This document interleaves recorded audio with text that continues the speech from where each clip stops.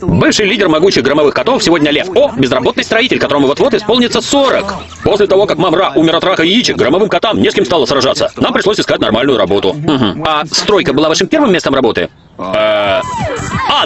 А, боже! А что с остальными? Пентер отбывает срок в федеральной тюрьме за то, что сначала продавал людям бросовые акции, а потом съедал их.